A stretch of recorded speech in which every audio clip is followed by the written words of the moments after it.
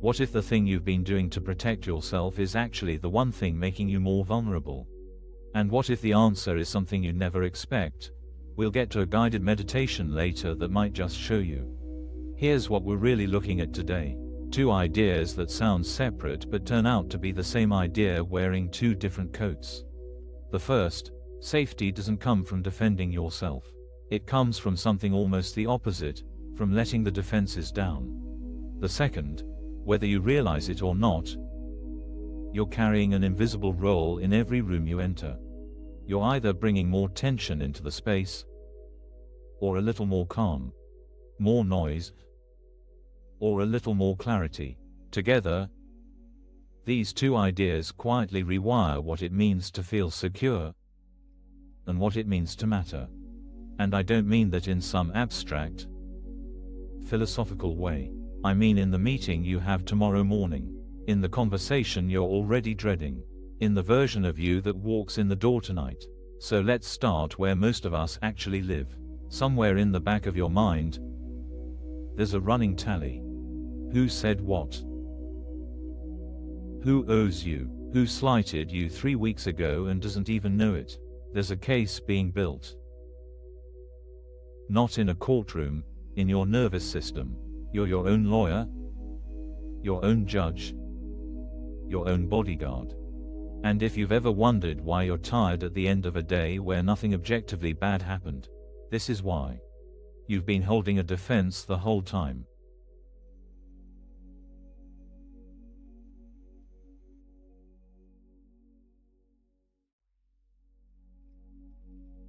Here's what we don't usually notice.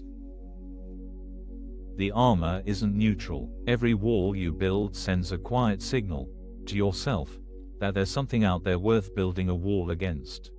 Every rehearsed comeback tells your body, stay ready, stay tense. Something's coming. The defense doesn't just respond to the threat. It keeps the threat alive. Think about it like a fist held tight underwater.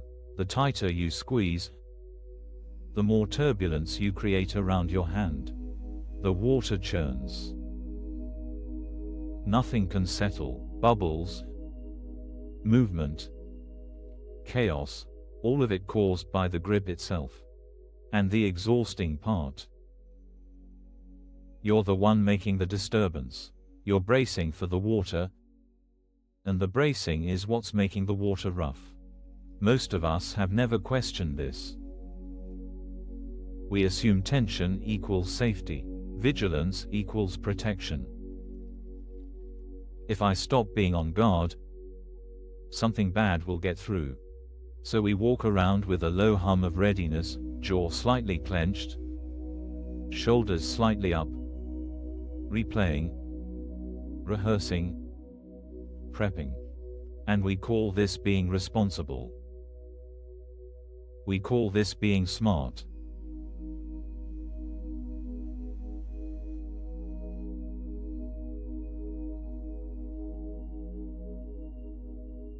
Let me get specific, because this stays theoretical until it doesn't.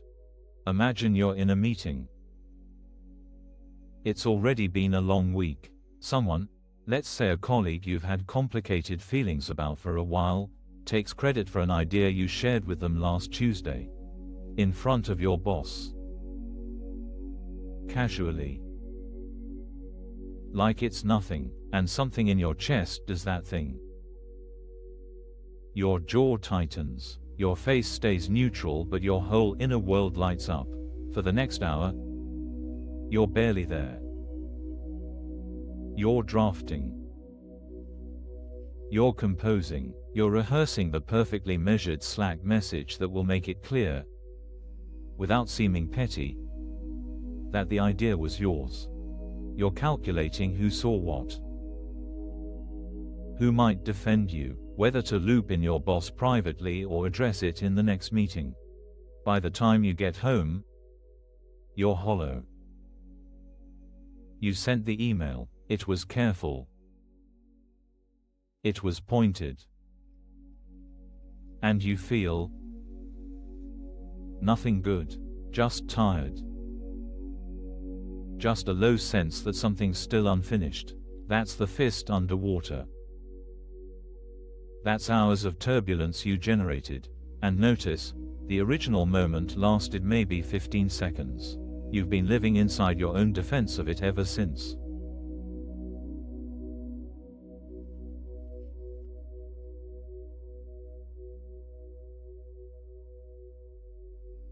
Now let's rewind. Same meeting. Same colleague. Same sting, but this time, something's different. You feel the sting, you don't pretend you don't. You let it be there. You don't jump to action. You don't start drafting. You just notice, something in me wants to armor up right now. And you let that noticing be enough for a moment. And here's where people get nervous. Because it sounds like you're being passive. It sounds like you're letting someone walk all over you. But watch what actually happens. From the quieter place, you might still say something. You might still name what happened. But you say it without the sharpened edge. You say something simple and true. Not to win. Not to protect a reputation. Just because it's honest. And the room notices, not because you dominated the moment, but because you didn't need to. There's a specific kind of gravity in a person who isn't defending themselves. People lean toward it, even when they can't explain why. This is the open hand. You didn't lose anything. You didn't concede, you just stopped generating turbulence. And suddenly you have access to the whole pool.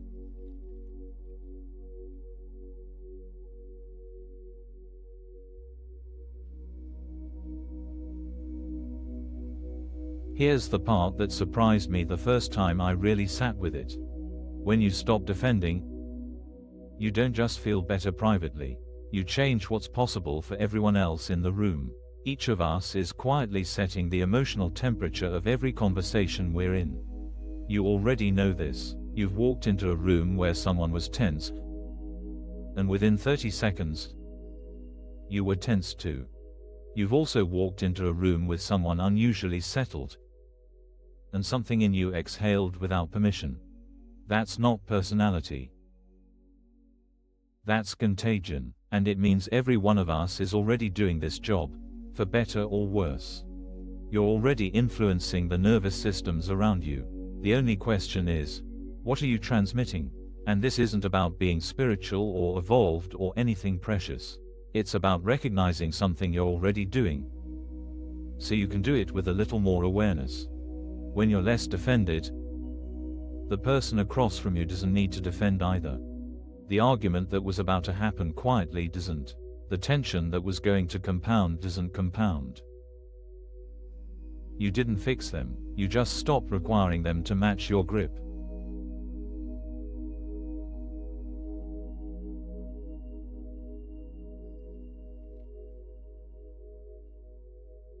So let's name what actually gets to stop.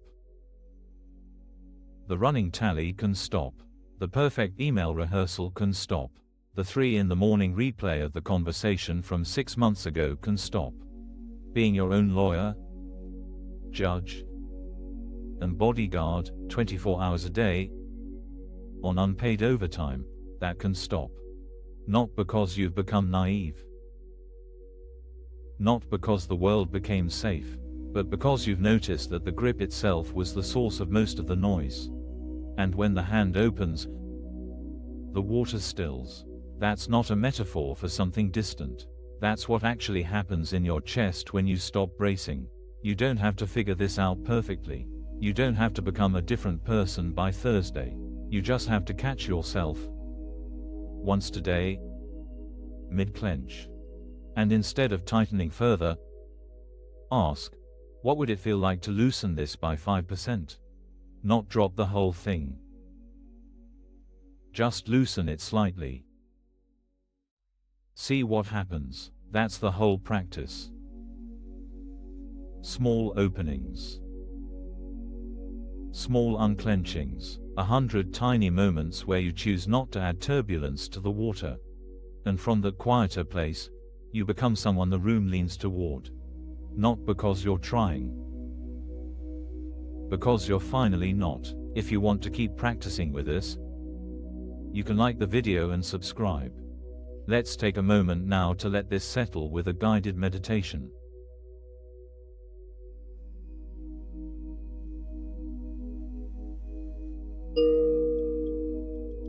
Let's take a few minutes to let this settle in the body, not just the mind.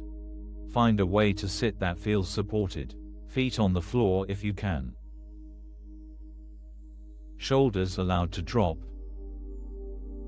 even a little. Take a breath in, and a longer breath out. Another, in, and out. Notice where you're holding something right now. Maybe the jaw. Maybe the space between your eyebrows. Maybe the shoulders. Quietly braced, like they've been ready for something all day. You don't have to fix it. Just notice it. And if you want, imagine your hand closed in a fist underwater. Feel the tightness of that grip. All the small effort it takes. Now imagine the fingers loosening. Slowly. Not because you're forcing them open, because they're allowed to rest. The water around your hand begins to still. Nothing is being taken from you. Nothing is being lost. You're just no longer creating the turbulence. Let that be true for a moment. Breathe in. Breathe out. Notice what happens when you stop bracing, when there's nothing to defend right now. No case to build, no email to draft. Nothing to prove in this exact moment. Just you. Sitting here. Breathing. Let the shoulders drop another inch. Let the jaw go soft. Let the space behind your eyes go quiet. If a thought comes in, someone you're upset with, something you need to handle later, you don't have to push it away. You just don't have to grip it either. Let it drift, like something moving through water that isn't asking anything of you. Breathe. And notice, there's a version of you underneath all the readiness. Steadier. Quieter. Already here. You don't have to become this person. You already are. Whenever you stop holding the fist, stay here for a few more breaths. No agenda. No task, just the open hand. And when you're ready, not before, let your eyes gently open. Let your awareness widen back to the room. Carry a little of this stillness with you into whatever comes next. Thank you for practicing with us today. If you'd like, there's a link to a free digital copy of ACIM in the description. And if this video resonated with you, please comment. I am grateful. Thank you for spending this time here. If nothing else, maybe today you catch yourself mid-clench and remember there's another option, not a dramatic one, just a small loosening. Be gentle with yourself as this settles in. Some of these shifts happen slowly, and that's completely okay. I'll see you next time.